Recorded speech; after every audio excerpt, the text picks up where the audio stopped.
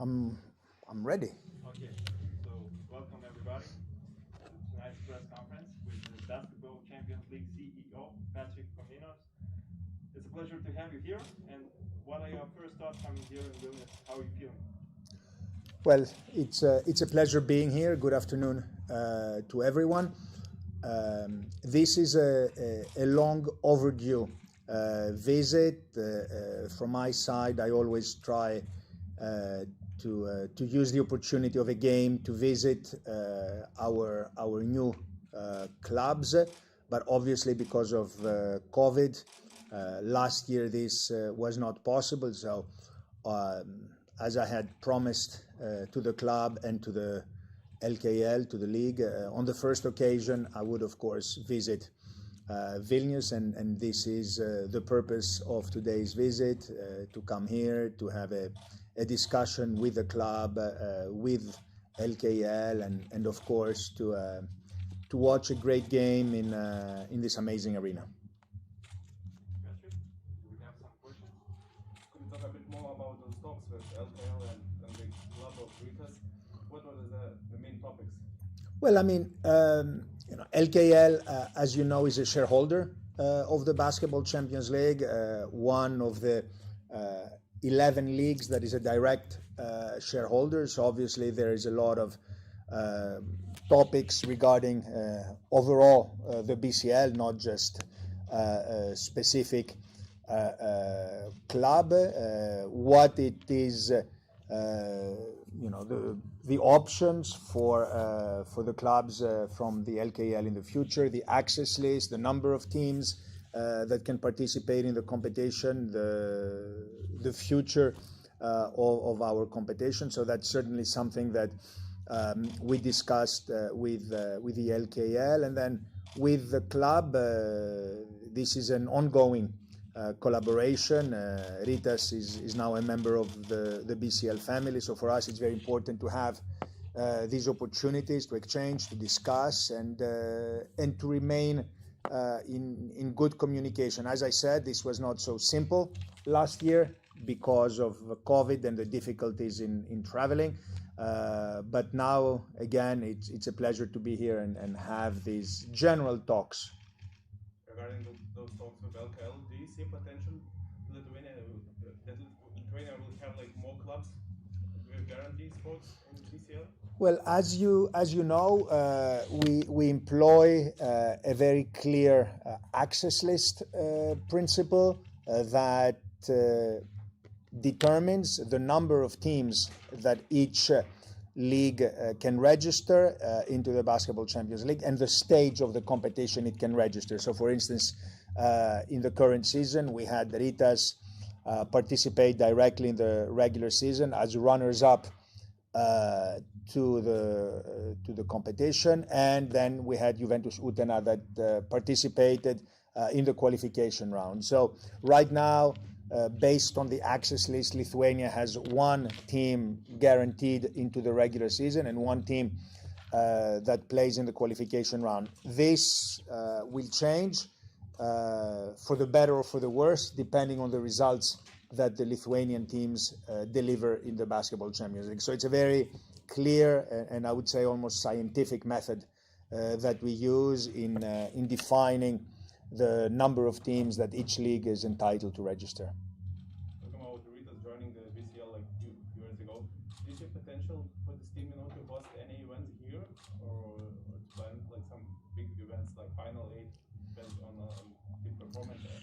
Well, from our side, we are always interested in holding discussions with clubs and with cities and with leagues that do have impressive arenas like this one. So it's clear that we are blessed with a lot of such opportunities. Now, one thing, when it comes to our end of year pinnacle event, our Final Four, because we will be reverting back to a Final Four. Final Eight was done mainly as a reaction to some COVID challenges and our insistence and commitment in finishing the season. But we will be reverting in the coming season into a Final Four.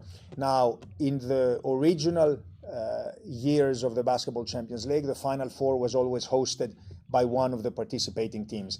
We are now changing this, and we will be looking at neutral, let's call them, venues not linked to the direct participation of the host team, which means that we will start the process much earlier. We will not need to wait to see who the participants are, in which case, of course, it gives us the opportunity to have a much wider spectrum of discussions, and of course, if there is interest from the local environment, from the club, from the league, from the local authorities, of course, we would entertain this idea and we would examine it. We know the passion for basketball in this country.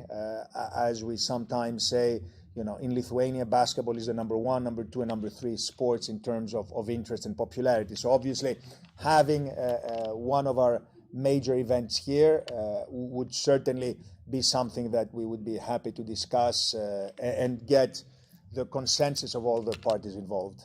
Do you feel that interested from Ritas to host that event? Well, I think all the clubs that do have these sort of facilities are interested, and Ritas is no exception. But again, since it's not a hosting that is linked to the participation of Ritas, we obviously need to have the alignment of all the stakeholders, because again, if we have the event here, it will not depend on Rita's participation, so we need to make sure that everybody else is aligned as well. There were some talks about the BCL youth tournament. Is there still on the plan, and when could we expect this? Yes, we have an initial decision by the BCL board to examine this opportunity, and we know that there's been some initial interest also from Ritas in hosting this. This is a process that has been made a little bit more difficult because of the pandemic, because of COVID, the travel restrictions, the challenges in making sure everybody is able to travel. But it is something we continue to discuss and to examine, and certainly something we would like to see happen in the near future. And if we decide to initiate this, for sure, we would take into consideration the interest that has been shown by Ritas. Can it happen like this season?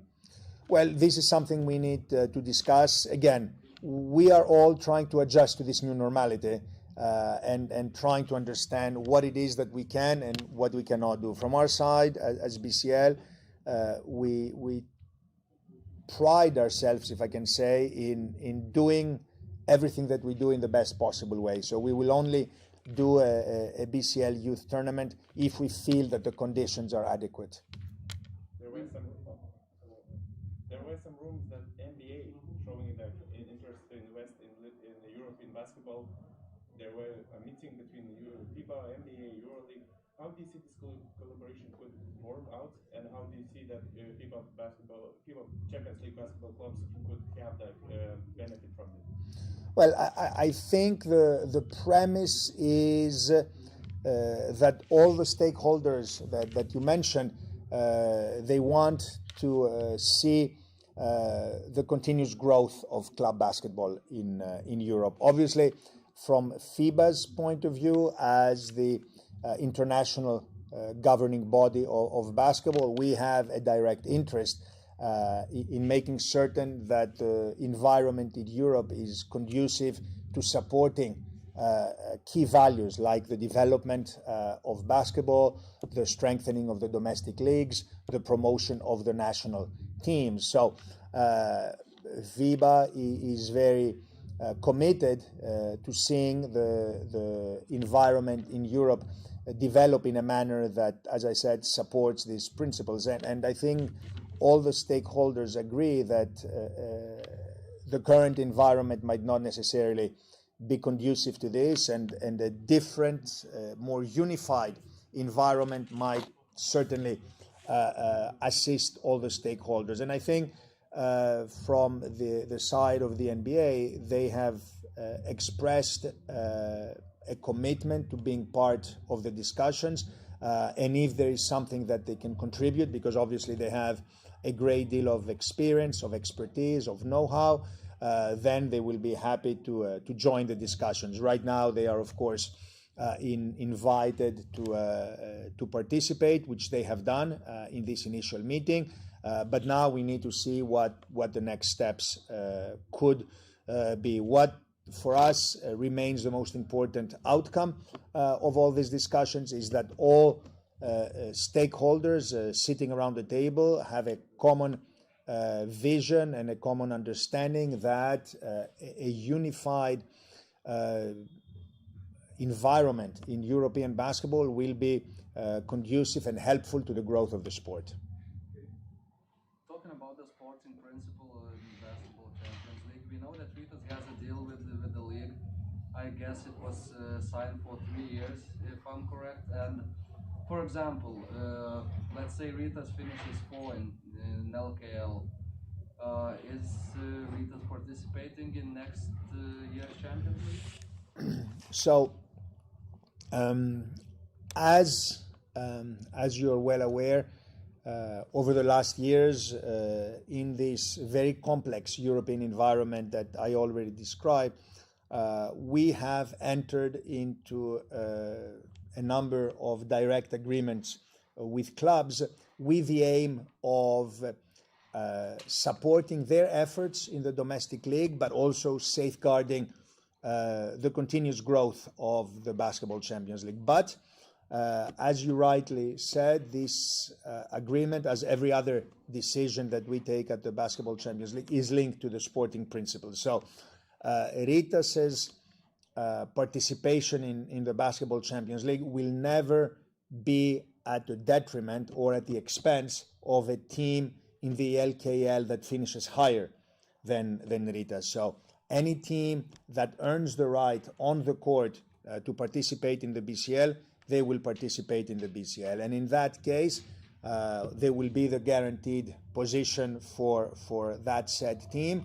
And then, of course, we will look at the situation with Ritas to determine what the options for them would be. So again, for us, the most important part is that whatever agreement we have with any club, and Ritas is one such club, is never going to be to the detriment of a team that finishes in a higher position in the domestic league. Again, clubs control their destiny. If they do well in the domestic competition, they are guaranteed a place in the Basketball Champions League. Okay, and talking about those 2 tournaments that I would say are like competitors in European basketball, I'm talking about Euro Cup and Basketball Champions League. Now, talking about the format in Basketball Champions League, we have groups of 4. Lately, we had groups of 8 in Champions League. For like second season, it's groups of 4. And in Euro Cup, we have 2 groups of 10, and every team has at least 18 games. And for example, Ritas, like last season, they had only 6. And are you thinking about maybe reconsidering the system of the tournament to get more games for each team to show more basketball to people and stuff like that? Yeah, I think your last remark is the most relevant one. All our research has shown that it's not a matter of quantity, it is a matter of quality. And to show more games does not necessarily mean that these will be better games or that they will be more commercially interesting games. And I think that this is a very important outcome of our own research and studies. And it is true that we have shifted from a format of groups of 8 into a format of groups of 4. We did this out of necessity last year because of COVID and our commitment to make certain that all the games were played adequately and the results were determined on the court. So giving everyone a little bit of breathing room to organize games that might need to be rescheduled. But we saw that this format had a lot of benefits when it came to creating games of interest and of excitement. And this year we fine-tuned this a little bit to make it even more exciting. And so far, the reaction has been very positive. I think that the fans, both in the arenas and on TV, they realize that because every game counts, every game is of relevance, every game is important. Tonight, there will be a very impressive crowd attendance, and this is linked obviously to the fact that Ritas has been having a very good season. The victory in Kaunas creates, I understand, an enthusiasm, but also the fact that tonight's game against Besiktas is a very important one for the continuation of the European season, and therefore it is a game that creates a lot of interest. So from our side, when we speak entirely about the BCL, we believe, and all the research has shown that at this level, less is perhaps more. Less games, more enthusiasm, more interest. Every game counts, and again, this format where the ranking in the group determines very concrete benefits. So you win the group, you go directly to the top 16. You are a runner-up, you have home court advantage in the plains. You are third, you still get to qualify. So 75% of the teams will continue beyond these 6 games. So there is additional content or additional games for them. But then there is another point that I think is very relative, and this has a much more expanded approach, and it has to do with what a European competition should be when compared to the domestic competition. And we are an organization, a competition whose shareholders are the national leagues. So we need to work very closely with the leagues. We cannot have a European competition that is an antagonist to the national league. Excuse me. We believe very strongly that a team's focus is the domestic competition. Through the domestic competition, they earn the right to play in a European competition. And that European competition should be the bonus, should be the icing on the cake, should be the means for additional commercial and promotional revenue. It should not be an antagonist. It should not be a parallel competition to the domestic league. And all our shareholder leagues obviously embrace this approach. And we have seen this in many territories where, I give you an example, where the first part of the season is the qualification for the cup. So whether it is the Coppa del Rey, the Coppa Italia, the Leaders' Cup in France, what have you. So during that first half of the season, everybody wants to position themselves in the top 8. And that is the focus for most of these clubs. So having the opportunity to still play in Europe, but focus also on the domestic competition, that for us remains a very important tool for the development of the game, is of relevance. So we have received a lot of support from our leagues in that the BCL is working in parallel with the leagues, is helping focus and promotion of the weekend games of the leagues. And then we have, if there is some water somewhere, thank you. So from our side, we want to make sure that the European competition is working alongside the domestic one and is not antagonizing the domestic competition. So our format, we feel, serves this purpose. During last years, we saw some big European names. I'm talking about clubs coming to BCL. Are you already talking about with the other like bigger clubs in Europe with approach? Do you approach them with the idea of coming to Basketball Champions League, and maybe you can tell from where those clubs are? I mean, countries or something. I mean, this is a continuous vision of ours to grow the Basketball Champions League and to have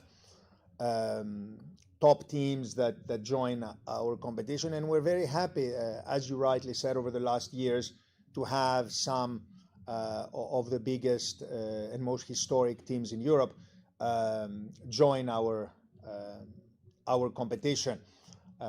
Thank you very much.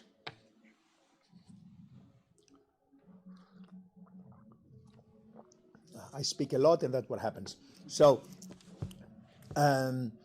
this is a continuous work. To be very honest with you, right now we don't feel that there are that many teams missing from the Basketball Champions League. If we look at the composition of our groups, both in terms of quantity, but also in terms of pan-European representation. Just to give you a statistic, we have 32 teams this year in the Basketball Champions League. They represent 18 different countries.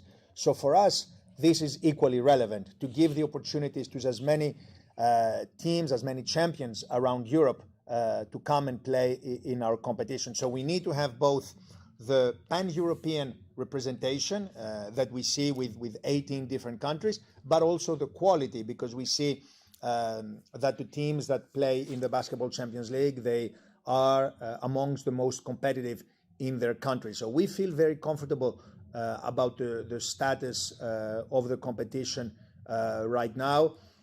If we look at the current composition, we have 3 of the last 5 winners of the Euro Cup that went on to participate in the EuroLeague. So teams that have had a continuous presence in the EuroLeague at the highest level. So for us, we feel that the growth and the momentum of the BCL is continuous, and we're very pleased with the efforts that have been done so far. Okay, thank you for your questions. Patrick, thank you for your answers. That's the end of the press conference. Thank you so much. Thank you very much to everyone. Hope you enjoy the game.